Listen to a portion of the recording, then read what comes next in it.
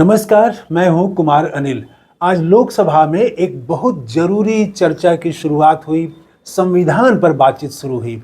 इस चर्चा की शुरुआत सत्ता पक्ष की तरफ से केंद्रीय मंत्री राजनाथ सिंह ने की।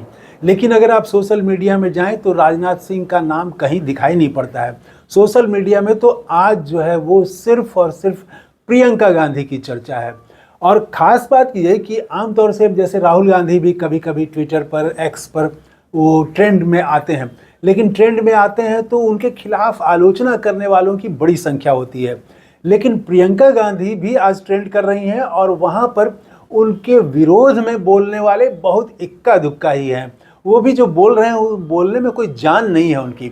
तो प्रियंका गांधी आज बोली और आज का दिन उन्हीं का दिन है। सब जगह वो छाई हुई हैं। तो मैं दो तीन बातें आपसे करना चाहता हूँ। एक तो उनके भाषण की खासियत क्या है। उनके भाषण की दो तीन खासियत मुझे दिखाई पड़ी। एक तो वो ये कि वो एक राष्ट्रीय नेता की तरह बोली। दूसरा ये कि भाजपा की नीतियों पर करारा हमला किया। तीसरा ये कि प्रधानमंत्री नरेंद्र मोदी को सीधे घेरा, सीधे आमने सामने प्रधानमंत्री नरेंद्र मोदी पर हमला किया और फिर अपनी नीतियों का बचाव किया उन्होंने। और वो हिंदी में बोली। हिंदी में बोलने का भी खास मतलब है और उन्होंने अपने भाषण में वायनाड से लेकर ललितपुर तक को जोड़ा।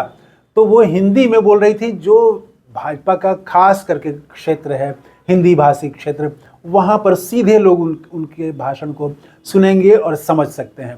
तो उनके भाषण में जो मुझे सबसे ज़्यादा खास चीज़ दिखाई दी कि आज की राजनीति में ऐसा हो गया है कि कोई अडानी पर बोलना नहीं चाह रहा है, कोई संभल पर धीरे से बोल रहा है, कोई जो है क्षेत्रीय सवालों में ही उलझा हुआ है, कोई मणिपुर पर तो एकदम मुंह बंद किए हुए है, एकदम चर्चा ही नहीं, नाम ही नहीं लेना है मणिपुर का।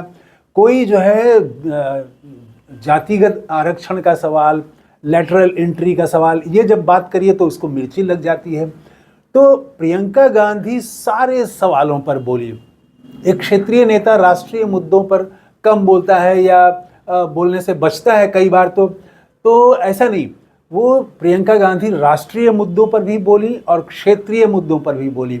अलग अलग जो सामाजिक समूह हैं उनकी भी मांग को उन्होंने उठाया और वो अपना जो उनका प्रोग्राम है उसको भी उन्होंने सामने रखा। और कुछ बहुत ह्यूमन टच वाले भी सवाल उठाए, जैसे उन्होंने अरुण वाल्मीकि कि जिस तरह से पीट पीट करके हत्या कर दी गई थी, उसका भी बहुत संवेदनशील मामला है, वो मामला भी उन्होंने आज संसद में उठाया। अडानी का मामला, किसानों का, मजदूरों का, हर तरह का मामला उन्होंने उठाया। और सोशल मीडिया में उनके कोट जो है वो कोट के रूप में, जैसे आप बड़े जो भी वक्ता होते हैं, बड़े नेता होते हैं, तो उनका कुछ कथन जो है वो बार बार याद किया जाता है, वो कोट के रूप में लोग उसको कोट करते हैं। तो ऐसे कोट जो है दर्जनों कोट प्रियंका गांधी के वो सोशल मीडिया में छाए हुए हैं। एक तो उनका सबसे जो मुझे लगा सबसे मारक और प्रधानमंत्री नरेंद्र मोदी का नाम लिए बिना सीधे उनको एकदम घेर देने वाला, एक एक आदमी को समझा दिया अच्छी तरह से बिना नाम लिए हुए, वो था एक राजा की कहानी। उन्होंने कहा कि पहले एक कहानी हमने सुनी थी, अध्यक्ष महोदय आपने भी सुनी होगी। तो वो कहानी ये थी कि एक राजा भेष बदल करके शहर में, गाँव में, गलियों में घूमा करता था और लोगों की बात सुनता था कि राजा की कोई शिकायत हो रही है क्या। राजा की शिकायत अगर हो रही है तो उसको वो नोट करता था, तो सुनता था, लोगों की आलोचना सुनता था, विरोध सुनता था। और आज के राजा भेष तो बदल रहे हैं पहले की राजा की तरह, लेकिन आलोचना सुनने की हिम्मत नहीं है, विरोध सुनने की हिम्मत नहीं है। अब ये जो बात उन्होंने कही तो पूरा जो विपक्षी खेमा है तो वो तो मुस्कुरा उठा और कुछ लोग हंसी भी सुनाई पड़ी। तो ये एक राजा, पुराने राजा के कहानी के जरिए उन्होंने प्रधानमंत्री नरेंद्र मोदी का वो बार बार ड्रेस बदलने पर भी कटाक्ष था और आलोचना को बर्दाश्त नहीं करने का ये एक राजनीतिक सवाल भी उसमें निहित है। दोनों सवालों को उन्होंने एक कहानी के जरिए उठा दिया। तो ये कहानी भी खूब शेयर की जा रही है। इसी तरह से उन्होंने जाति गणना की बात की कि जब हम जाति गणना की बात कर रहे थे, विपक्ष के दल, इंडिया गठबंधन के लोग, कि जाति गणना होना चाहिए, आरक्षण की सीमा जो 50% है वो बढ़ाई जानी चाहिए थी, तब प्रधानमंत्री नरेंद्र मोदी ये भैंस चुरा ले जाएंगे, मंगलसूत्र चुरा ले जाएंगे, इसकी बात कर रहे थे। तो देखिए, आज भी संयोग से वो प्रधानमंत्री नहीं थे। प्रधानमंत्री आज वो कुंभ के मेले का वो मुआयना करने के लिए, जायजा लेने के लिए गए हुए थे। उन्होंने खुद ही वहाँ के बारे में ट्वीट किया है कि मैं बहुत सौभाग्यशाली हूँ। तो संसद में इतनी जरूरी चर्चा में वो शामिल नहीं थे, बल्कि वो कुंभ में गए हुए थे। और यहाँ प्रियंका गांधी ने इस सवाल को भी उठाया कि क्या प्रधानमंत्री को सदन में नहीं होना चाहिए। तो वो डरने वाले सवाल से जोड़ते हुए उन्होंने उठाया था कि वो पूरे देश को डरा रहे हैं। तो डराते डराते डराने वाला खुद भी डरने लगता है और वो चर्चा से भागने लगता है। प्रधानमंत्री नरेंद्र मोदी इतने दिनों से संसद चल रही है, लेकिन एक बार सिर्फ 10 मिनट के लिए आए, ये कहा उन्होंने। और आज भी संयोग से वो नहीं थे, आज भी वो कुंभ का मुआयना कर रहे थे। तो वो प्रधानमंत्री नरेंद्र मोदी को उन्होंने कई बार सीधे हमला किया। ये कहा कि वो भूल जाते हैं कि ये देश जो है संविधान से चलता है, संघ के विधान से नहीं चलता है। इस तरह से उन्होंने आरएसएस को भी लपेटा और वो जो कि आरएसएस के जरिए आप उस तरह से आप चलाना चाहेंगे तो वो नहीं चलेगा, संविधान से चलेगा। तो ये उनके, और लगातार ऐसे ही कोट्स जो हैं वो उनके आ रहे हैं। डर पर वो काफ़ी बोली कि वो सत्ता पक्ष जो है वो सबको डरा रहा है। आज जैसे डर का माहौल कभी नहीं था, चाहे पत्रकार हो, चाहे वो कॉलेज का प्राध्यापक हो, चाहे वो विपक्ष का नेता हो, सबको डराया जा रहा है। ईडी के जरिए, सीबीआई के जरिए, एफआईआर के जरिए, मुकदमे के जरिए सबको डराया जा रहा है। ये जो डर का माहौल है ये ठीक नहीं है, ये लोकतंत्र के लिए, संविधान के लिए ठीक नहीं है। संविधान की व्याख्या उन्होंने बहुत अच्छे ढंग से की कि संविधान जो है वो हमारे पुरखों ने, गांधी, अम्बेडकर, नेहरू, स्वतंत्रता आंदोलन के तमाम नेताओं ने वर्षों मेहनत करके और उस पर मंथन करके ये तैयार किया। और ये संविधान जो है ये सामाजिक न्याय, आर्थिक न्याय, उनका राजनीतिक न्याय, ये इसकी गारंटी देता है, इसका भरोसा देता है।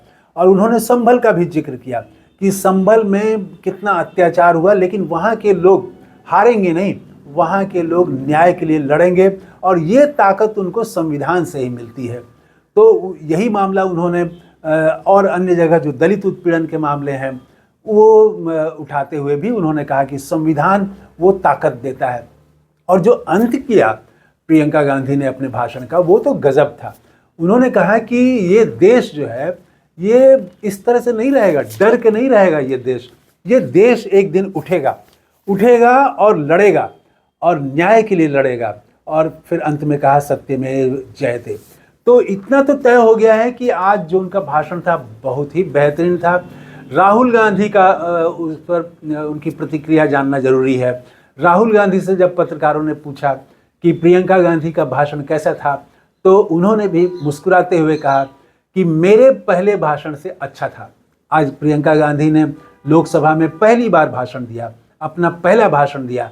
हालांकि वो लिखित भाषण था, लेकिन वो भाषण लिखित तरीके से, लिखित भाषण आमतौर से जैसे लोग पढ़ते हैं एकदम किताब की तरह, उस तरह से उन्होंने पढ़ा नहीं, बल्कि वो भाषण की शैली में ही बोली। हालांकि लिखित था, लेकिन वो लग नहीं रहा था कि वो लिखित भाषण पढ़ रही हैं। वो भाषण की तरह ही फ्लुएंटली एकदम लगातार धारा प्रवाह अपना बोलती रही। वो तो हिंदी में था और लिखित था, लेकिन धारा उसमें थी उनके बोलने में। तो प्रियंका गांधी के भाषण पर राहुल ने कहा कि मेरे पहले भाषण से अच्छा था। और मल्लिकार्जुन खड़गे कांग्रेस अध्यक्ष से पूछा गया कि भाषण कैसा था प्रियंका गांधी का, तो उन्होंने कहा कि बहुत अच्छा भाषण था। और प्रियंका गांधी ने एक एक सवाल को उठाया, पार्टी जो सवाल को उठा रही है उन सारे सवालों को उन्होंने उठाया। अडानी से लेके, अडानी पर तो खूब बोली वो कि एक एक चीज़ उन्हीं को दे रहे हैं, एक एक चीज़, सारा चीज़ उन्हीं को दे रहे हैं। तो अडानी से लेके जाति गणना और वो सारा, एक जितने सवाल हैं देश में, वो सारे सवालों पर वो बोली। तो आज का उनका भाषण तो बहुत याद किया जाएगा। और हर 2 लाइन के बाद वो ऐसी कुछ बात बोल रही थी जो कोट बन जा रहा है, जिसको कोट किया जाएगा आने वाले दिनों में। इन्वर्टेड कोमा में नीचे प्रियंका गांधी लिख के अभी से ही लोग सोशल मीडिया में उसको शेयर कर रहे हैं। तो वो संभल के युवकों से भी मिली हैं, दिल्ली में मुलाकात की उन्होंने और तब उसका जिक्र किया। कई बार उन्होंने जिक्र किया कि वो जाके जब मिली, देखी, तो खुद जो उन्होंने देखा उसका भी उसमें जिक्र था। तो उनका जो भाषण था, सत्ता पक्ष तो विरोध कर नहीं पा रहा था सदन के भीतर, और सदन के बाहर अभी तक सोशल मीडिया में मैं जो देख रहा हूँ उसमें भी विरोध कर नहीं पा रहा है। तो प्रियंका गांधी का ही आज दिन है, आज वो छा गई हैं। आप बताइए कि प्रियंका गांधी की कौन सी लाइन आपको सबसे अच्छी लगी, कमेंट करके ज़रूर बताइएगा। थैंक यू, धन्यवाद, जय हिंद।